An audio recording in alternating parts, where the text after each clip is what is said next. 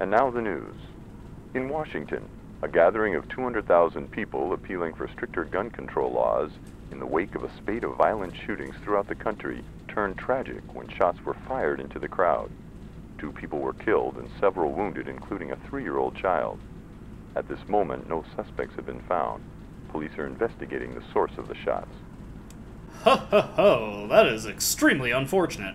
Reminder that this game came out in the early 2000s. And welcome back to Let's Play Silent Hill 4, The Room. Last time, we completed Subway World, not without some cost though, as unfortunately, Cynthia had met her demise. We were not able to help her. Now, after returning to our apartment, after doing our usual round of peeping, we found that the hole within the apartment, or the bathroom wall, has expanded inside, and is it just me, or do you hear something coming from it? Well, better check it out. No unique animation for entering the hole this time, just the standard tunnel animation, so we can just skip past that.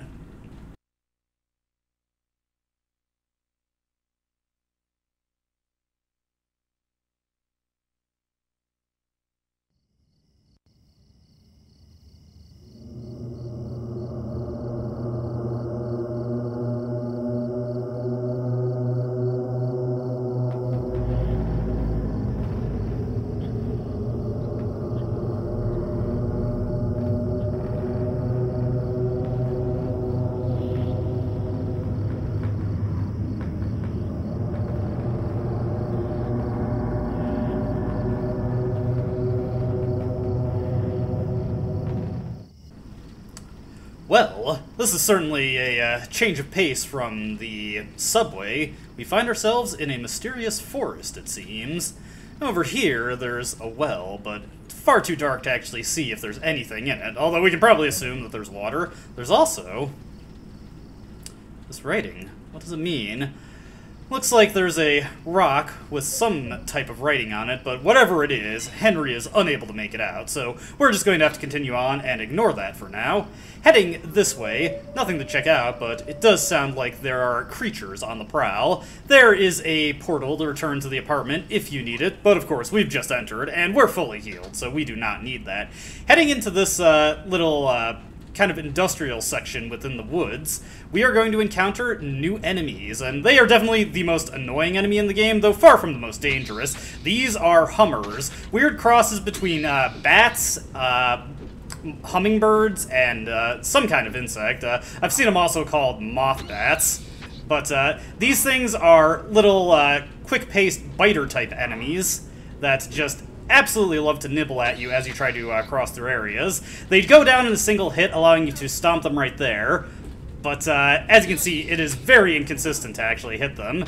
If you are a bit more skilled at telling when Henry has the gun lined up, it's pretty easy to shoot them down with the handgun, though obviously it's a pretty huge waste of ammo. Fortunately, them biting you does not actually cause too much damage.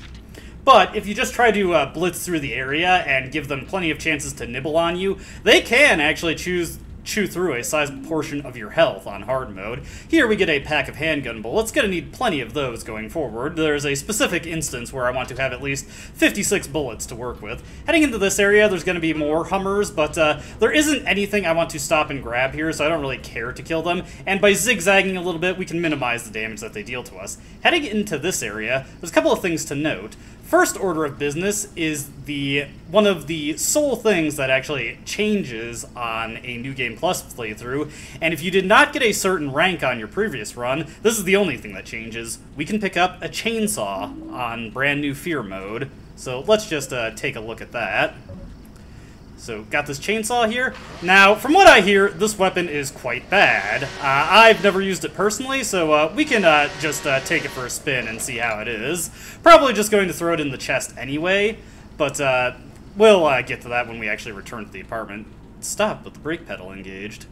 There are all sorts of things scattered on the seat. Along with the trash is a scrap of paper with something written on it.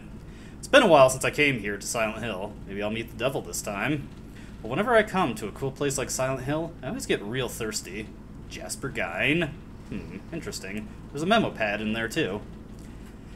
This memo is pretty easy to miss if you don't examine the car, but you do want to make sure to pick this up if you're going for a 10-star ranking. I'm not sure what that nosy guy meant when he said, his home is the orphanage, in the middle. The lake is northwest, so the opposite is southeast. The nosy guy said one other thing I don't understand. If you bring the dug-up key, you can't go back. Put away somewhere before you return there. Interesting.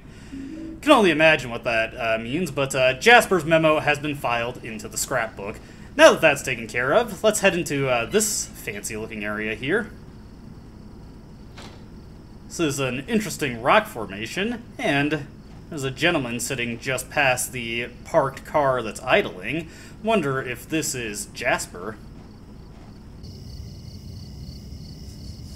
So you came to investigate this stone too. There was another guy here before, a real nosy guy. But I was the one who found this stone first. In the old days, the natives called it Nakihona. They used it in a ceremony for talking with their dead ancestors. And now those guys are using it too. Call it the Mother Stone. They're just up ahead in that weird building, operating some kind of crazy religious cult.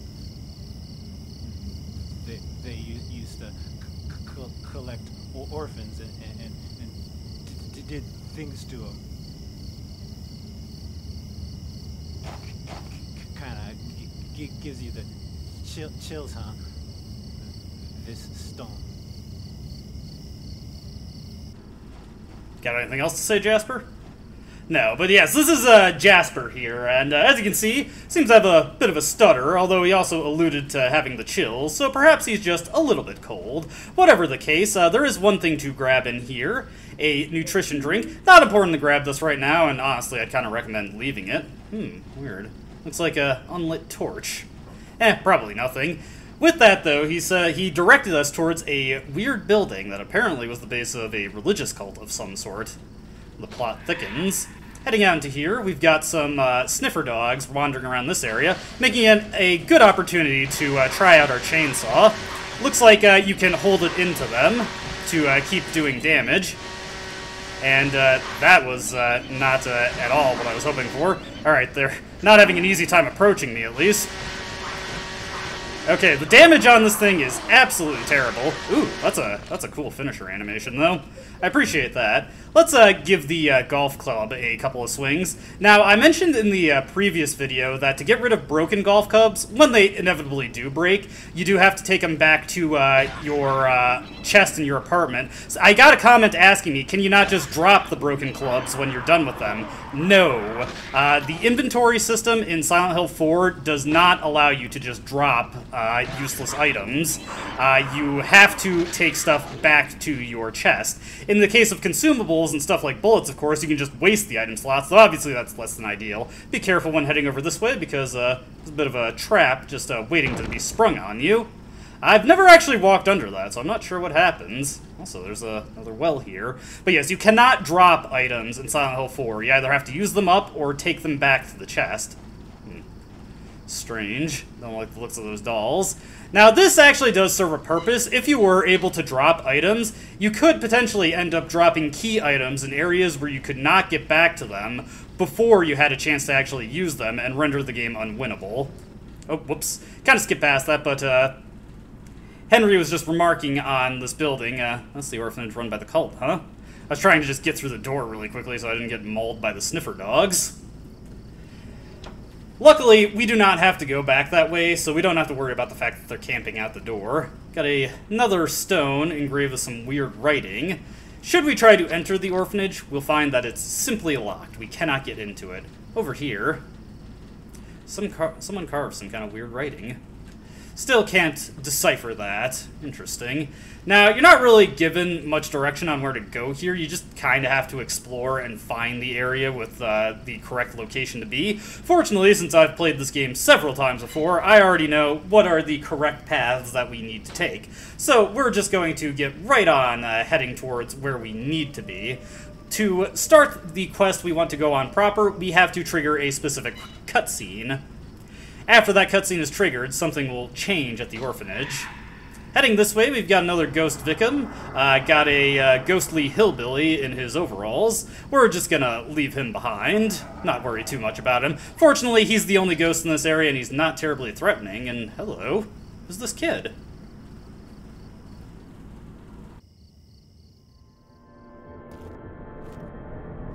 Hey, little boy, what are you doing here? You're finally the third revelation. Something's gonna happen. That nosy guy that was here, he said it too. Something big is gonna happen. Finally, it's gonna happen!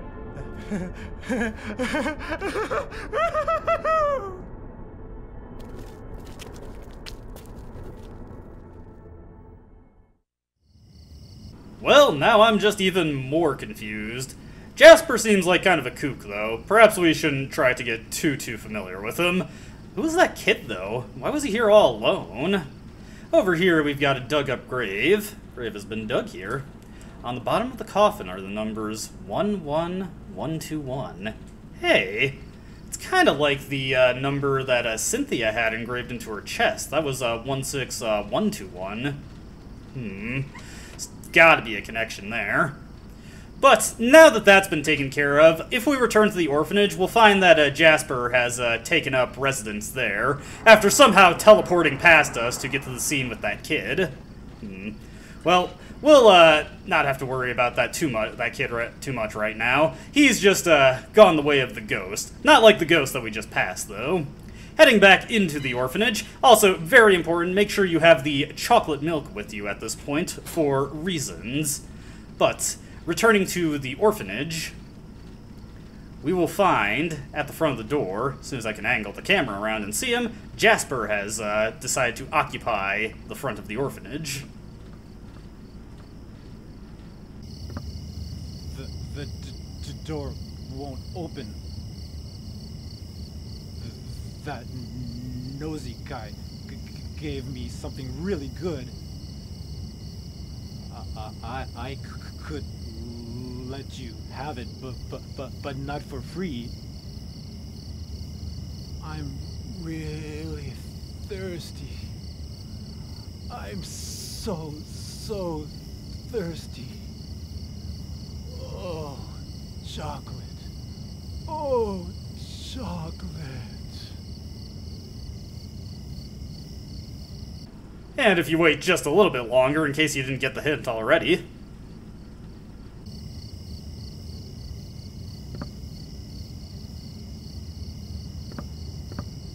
I'm real thirsty. I'm so thirsty. I want some chocolate milk. You want some chocolate milk, eh? Well, hey, I've got this milk that's just been sitting around in my pocket for over an hour. You want this?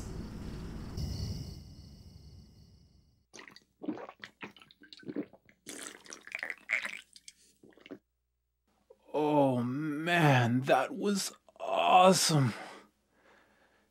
Here, take this. There's something written on it.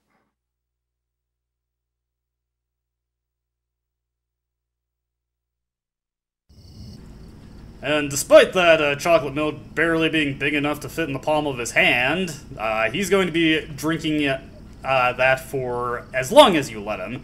Yeah, I think I worded that a little bit blurry. Just big enough that it's, like, only a little bit bigger than the palm of his hand. I'm sure you know what I meant. Anyways, anybody else think that cutscene was shot really weirdly? You couldn't see Henry at all in it, and Jasper just threw this little handheld spade into the camera. I always wonder about that cutscene. Like, was there, like, an earlier version of the game where you wouldn't be playing as Henry during that cutscene, or at least had the chance to? I don't know. It's a small spade with a bloody inscription. Will you take it? Absolutely. You got the blood-inscribed spade. Taking a look at that, written in blood is, opposite where the lake and house meet, inside the hand, holding on to the ground. Seems to be a hint on where we want to use it. Now, to continue the game, we want to head into that door that I'm staring at right now, but there is an optional path we can go to get an extra item that I honestly would not recommend doing this, but just to be thorough and show off all the things you could potentially do, let's head this way first. Now, you do want to be careful about going this way, and like I said, I really would not recommend coming this way, because there are enemies awaiting you on the way. Hummers and a sniffer dog, several sniffer dogs, actually. These are female sniffer dogs. They're a little bit more aggressive than the male ones, though honestly I haven't really noticed any huge statistical differences between the two of them. They're going to be camping out that doorway, so I do have to be mindful of that. More Hummers in here, but if you make the effort of coming out all this way, you will find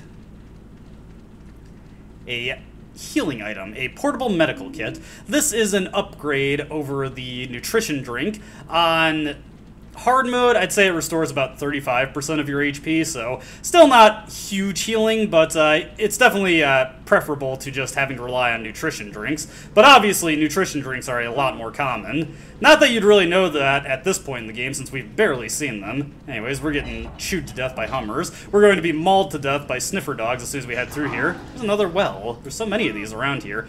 Hopefully I can get through here without taking too much damage. Oh dear. Yeah, this is definitely not the kind of thing you want to see. But yeah, I really would not recommend going that way, precisely because there's so many sniffer dogs on that route. You have a very real chance of dying if you are not careful. We are going to be going past some enemies at this point, but I'm not overly concerned. We should be able to get to a point where we can heal ourselves before I really have to worry about death. So, once again, we got Hummers, we got sniffer dogs. You want to kind of zigzag through these trees to break their lock on you. It's just a good idea to avoid taking too much damage. Now, heading over this way, there's nothing on this screen. In fact, it's weirdly empty. But on this screen, hey. Also, there was a sound. Calm down, I'm just investigating the area. An arm coming up from the ground. Oh man, thank God. Just a tree root. You're right though, that does look like an arm, but didn't the spade say something like this?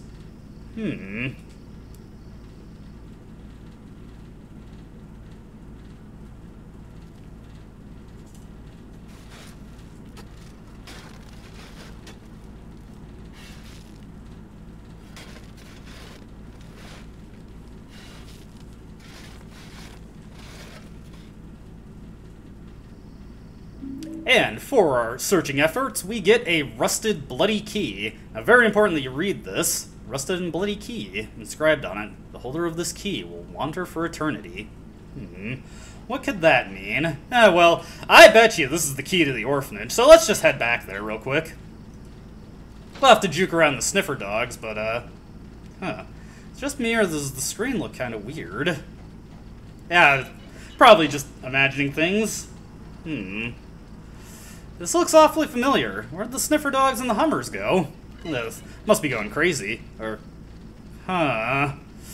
You know what? I feel like I'm in a bit of a rut here. Let's try going back instead. You've probably figured out what the puzzle is. We cannot return to the orphanage so long as the key is in our inventory. That was what that vague advice in Jasper's memo, the advice from the nosy guy, was hinting towards. There's the Ghost again, we're just going to quickly pick up the 6-iron. Despite having a different name, the 6-iron has the exact same stats as the 9-iron. It is an identical weapon. Conveniently, just past where we picked up the Rusted Bloody Key, there is a hole. So, this is a very simple puzzle. We just have to take the key back to our apartment, dump it into the chest, and then return to the forest. And then we can go to the portal at the orphanage, pick up the key, and then finally unlock the orphanage. A little bit of busy work. This is also the first time in the game where you actually have to use the chest for the purpose of actually dumping something off. Obviously, you have to investigate it at the start of the game, and you can leave stuff after Subway World, but this is the first time in the game you absolutely have to use it. Hey, sounds like someone's at the door. Let's take a look.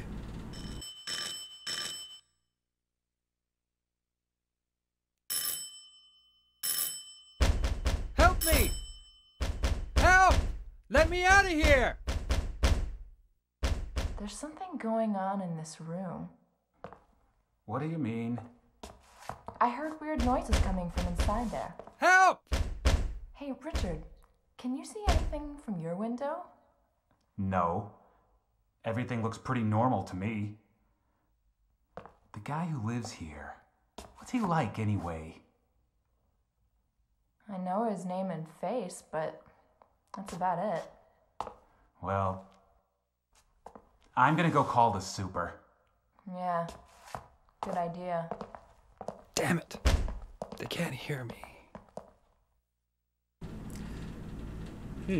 That's really strange, though. How could they possibly not hear him? He's right at the door and pounding on it. But at least the tenants of South Ashfield Heights are rather neighborly. It's nice that they're actually looking into it. But yes, that is actually an optional cutscene. You don't have to watch that. Let's quickly dump off our inventory before I forget. We'll store away the 6-iron. We will store away the chainsaw, as I've determined that it's useless. We'll store away the handgun bullets, the nutrition drink, the portable first aid kit, and of course, the one item that we actually need to store, the Rusted Bloody Key. Let's just do a quick sweep around the apartment, see if there's anything interesting going on in here. Nothing on the radio, unfortunately. Anything of note happening outside the window? Usually when little things like that... Hey. You guys see that in the background? It looks familiar. I'm probably going crazy, but... Hey, are those kids looking at us? Looks like Henry's apartment is getting a lot more eyes on it. As you can see, the police cruiser and the ambulance are gone, so we can presume that the subway has been cordoned off and Cynthia's corpse has been removed. Let's just peep on Eileen real quick. Looks like she's not in the room at the moment. Probably following up with that guy Richard to talk with the super. With that all taken care of, we can get back into the woods. And crawl on in through the hole, and we will resume our quest. Now, one thing that's a bit unfortunate, of course, is on the return trip to the orphanage, all of those sniffer dogs are going to be crowded up around the door leading back to it, so we're liable to take some damage on the way back, but fortunately, since we've dilly-dallied enough around in the apartment, we're back to full health, so it's not a huge deal. Let's just leave this guy to his sulking in the woods. And now that we no longer have the key in our inventory, this connecting screen, also that thing's still screaming, doesn't have the weird fog effect. I was actually streaming this game, and one of my viewers, Krona, actually pointed out how this section with the looping area, kind of similar to how PT worked out, really. In fact, this game has more than a couple of things that ended up showing up again in PT, such as the first-person apartment sections, and even certain things later in the game. I can definitely see if PT ending up being inspired by that. Let's return to the apartment real quick, heading into the conveniently located hole. And yes, you do get mauled pretty badly by sniffer dogs on the return trip. It is rather annoying. Alright, quickly wake ourselves up and get back out into the main living room. Let's go check the peephole just to see if there's anything going on out there. Doesn't look like it. Alright, so before we head back into the Silent Hill, or what am I saying? Before we head back into the forest, let's grab our key again, and let's just take a moment to examine some of the things around Henry's apartment, because we're just about done with Forest World, and afterwards, a lot of the flavor text is going to update, so let's see what he has to say about his TV. Can't use the TV or the phone. Feels like someone has intentionally cut off communication. I'm sure you're just being oh, actually, no, that's probably not the craziest thing to assume. There's a TV remote and a car magazine and an ashtray. Nothing really useful. Do you even smoke, Henry? Let's see here. Oop, did not want to look at the save. Let's see here. The South Ashfield Heights. This is South Ashfield Heights. It's a U-shape. It's U-shaped. The west side has 2 floors, and the east side has 3 floors. I heard that Sunderland, the superintendent who gave me this photo, has been the super here since this building was built. Yeah, he's got quite a bit of tenure at this place. I was that age once too. Yes, Henry. Most of us who have lived to your current age were also that age at one point. And yeah, that's about the extent of interesting stuff. The text will be updating shortly. Let's get back into the forest and finally use our key and see what's in that mysterious orphanage. Alright, here we are. Sorry to keep you waiting, Jasper. I know you were getting rather anxious. Man, he's still just going to town on that chocolate milk. Yoo-hoo has made their infinite brand drinks now. Anyways, use our rusted bloody key. We are in Lake Flint.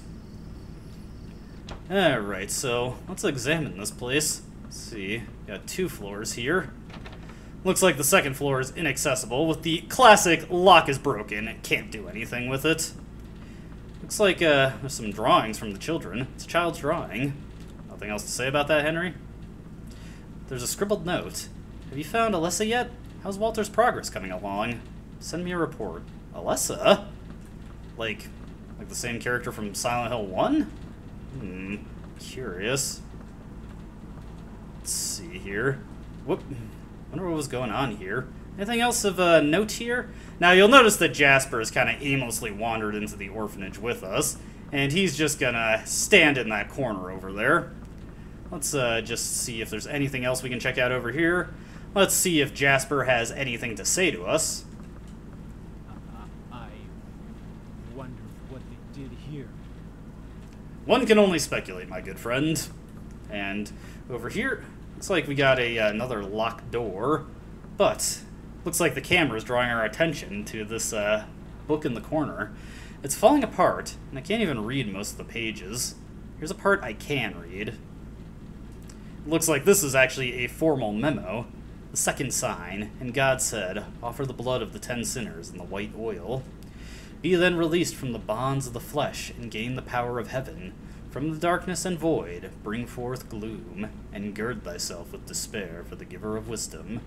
The third sign, and God said, return to the source through sin's temptation, under the watchful eye of the demon, wander alone in the formless chaos, only then will the 4 atonements be in alignment.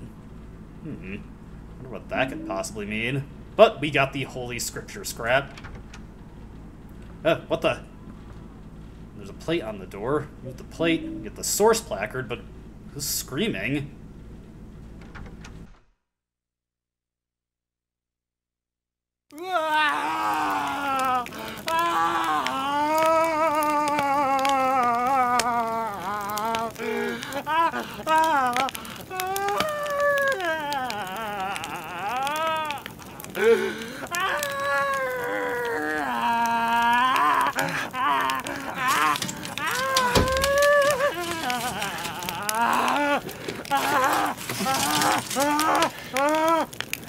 I finally met him!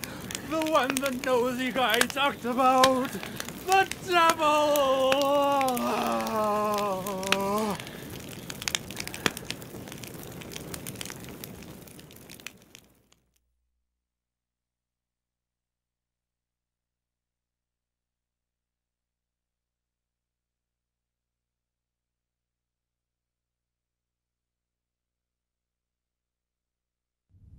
A special news report. In a forest near Silent Hill, the burned corpse of a 30-year-old male was discovered earlier today. The police have ruled it a homicide and are investigating. The numbers 17121 were reportedly carved into the man's body. Due to the marks on the victim, The police are investigating possible links to the Walter Sullivan case 10 years ago. Hey, Walter Sullivan. It's another name that sounds pretty familiar. But yes, Jasper, after an even briefer amount of screen time than Cynthia, met an even more unceremonious end and was burned to death. Poor guy, but once again, we find ourselves back in the apartment. Wonder if there's a connection between Silent Hill Church and the orphanage in the forest. But yes, contrary to popular belief, you do, while you don't actually go through the town of Silent Hill proper, you do actually end up sort of in the town. You end up in its outskirts, which will come up again in a future area we go to. There's a rumor that something weird happened at the amusement park near this lighthouse a few years back, but nobody knows the truth. Well, I know the truth. Apparently, it's super rare to have a sunny day in Silent Hill.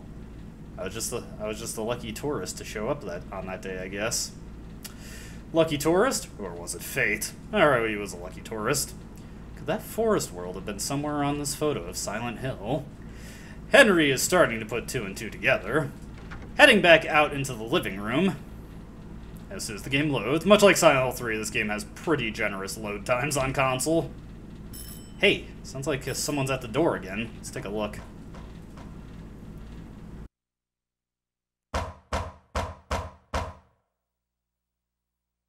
This is the superintendent. Are you in there, Henry? Help me! There's something wrong with this room! Help! Let me out of here! Is anybody home?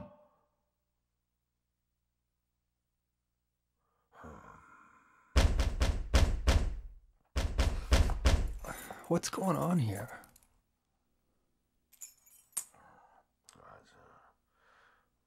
No, it's not. Yeah, that's the one.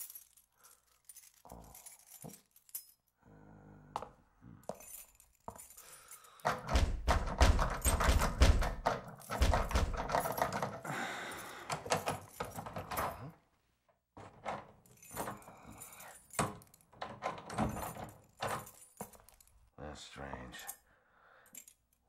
It's the right key.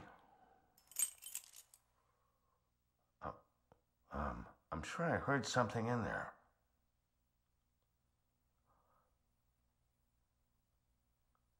Yeah. That sound. It's the same one as back then.